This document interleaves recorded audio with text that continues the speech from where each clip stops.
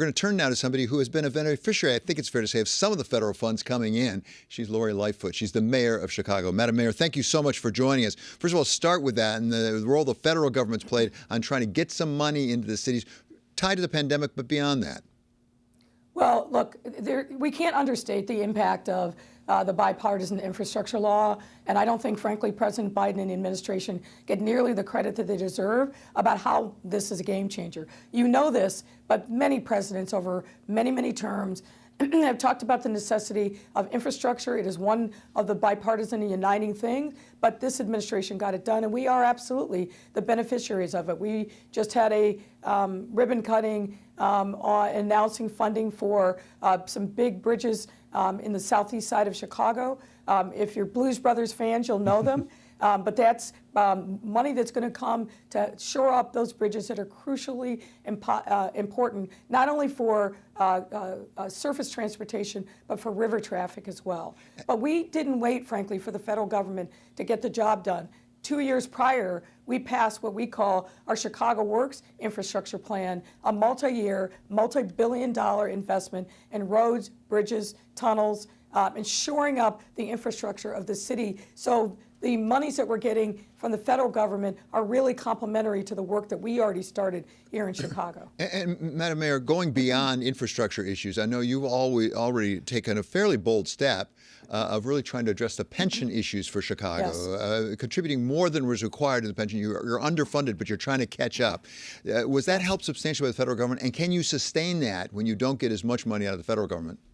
Well, we aren't using federal government dollars to do that. We prepaid our pensions to the tune of $250 million based upon our economy coming roaring back. Our revenues exceeded projections in 21 and again in 22, which put us in the position to be able to prepay our pensions. In simplest terms, we're not paying the minimum monthly payment. We're dipping into and paying the principal so we can bring down our pension obligations over time. This is now the policy of the city of Chicago, and we're going to continue to move this forward because it's the right thing to do. We've got 100,000 pensioners and current city employees who are depending upon us to uphold our promise on pensions, and we've got to get the job done. I'm happy to say we've climbed our pension ramp. We're paying on an actuarial funded basis. This is all good news. And the work that we have done over the last 4 years has been validated by the rating agencies that since August have given us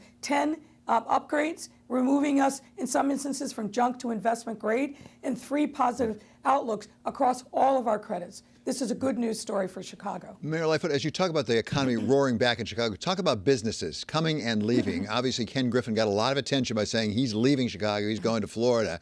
What are you doing to attract more businesses to Chicago? How are you doing on the competition for businesses in Chicago? We're doing great.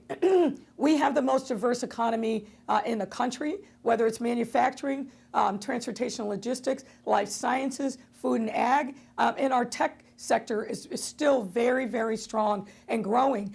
In 2021, we set a record of $10 billion in growth investments, another $10 billion last year. In the last 2 years alone, we've seen over 300 companies make what we call pro-Chicago decisions, either coming here from elsewhere, like Kellogg, like Kimberly-Clark, national brands, or smaller businesses, or businesses that are already here but are making a bet on Chicago by expanding their footprint, bringing more jobs and more revenues to our city. So we feel very good about the strength and the bones of our economy. Again, so much so that we're able to prepay our pensions because of those extra revenues that are being generated. Mayor Lightfoot, address 2 questions that we hear a lot about from corporations in the competition for corporations, and tell us whether they really are that important. One is crime and the other is taxes, because we do hear a lot of talk about that. Do you find that those are key elements in attracting businesses or retaining businesses?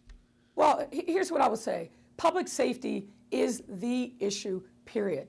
Every mayor of every major and medium-sized city that I know spends most of their time, like I do, on driving solutions to public safety in every neighborhood. And look, coming out of the pandemic, you know that there was a national rise in violent crime. People are scared, and we've got to make sure that they feel safe because they are safe. We make great progress in 22. Our homicides were down 14%. Our shootings were down 20%. Our carjackings were down another 10%. But by no means are we at the end of the road. These are problems that were decades in the making. We're not going to get out of them overnight. We know that. But we are making measurable progress. And our goal is to make Chicago the safest big city in the country. But when you have companies like Kellogg, like Kimberly-Clark, or the investment that Google announced last year, bringing 3,000 to 5,000 brand new jobs to the city of Chicago, these are smart, sophisticated companies that do all the analysis, including